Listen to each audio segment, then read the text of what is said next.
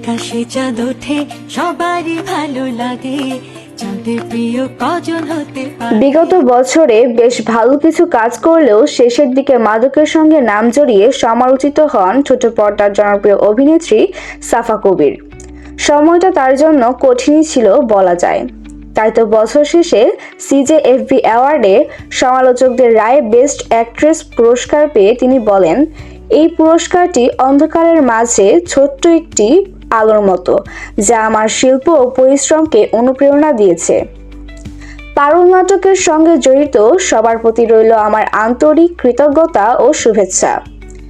অভিনেত্রী সাফা কবির 2024 জুড়ে নানা মাত্রিক এক্সপেরিমেন্টাল কাজ দিয়ে আলোচনায়ও ছিলেন। পুরনো বছরের ধারাবাহিকতায় নতুন বছরটা নতুন প্রত্যয়ে শুরু করতে চান, গল্প প্রধান কাজ করতে চান বেশি।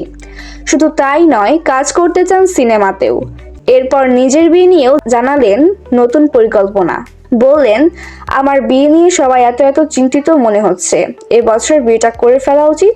সিনেমায় কাজ করার প্রসঙ্গে অভিনেত্রী বলেন, অনেক আগেই সিনেমায় আসার ইচ্ছে রয়েছে, কিন্তু আমার কাছে ভালো গল্প এবং পরিচালকের কল এখনো আসেনি। অপেক্ষায় আছি যখন সবকিছুর একটা সঠিক টাইমিং হবে আর আমি বড় পর্দায় আসব। তিনি আরো বলেন, দেশে এখন অনেক ভালো সিনেমা হচ্ছে, আমি নিজেও অপেক্ষায় আছি ভালো সিনেমা নিয়ে দর্শকদের সামনে হাজির হব। 2025 সালে নিজের একটি ক্লথিং ব্র্যান্ড লঞ্চ করতে চাই। সাফা কবিরের কাছে কোনো ভালো গল্পের কাজ আসছে না বলে জানান তিনি। এর জন্য নতুন বছরে নিজের গল্পে ফোকাস দিতে চান।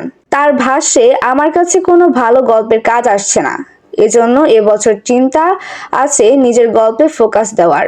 আমি আগেও আমার নিজের গল্পে কাজ করেছি, আমার কাছে কিছু ভালো গল্প আছে, সেগুলো নিয়ে কাজ করতে চাই।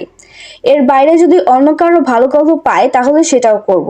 আলোক হাসানের পরিচালনায় শফিকুর রহমান শান্তনুর চিত্রনাট্যে পারুল নাটকের জন্য সাফা সেরা অভিনেত্রীর পুরস্কার পেয়েছেন। এছাড়া তাকে গত বছর ticket web content, super wife, Fidaa, Ananta Prem, জাদুর শহর, 10 বিঘা ফুলবাগান, ফিল মাই লাভ, লাভবাজ, প্রথম প্রেম, একটু একটু প্রেম নাটকগুলোতে পাওয়া গেছে। Desk report, ITV Bangla.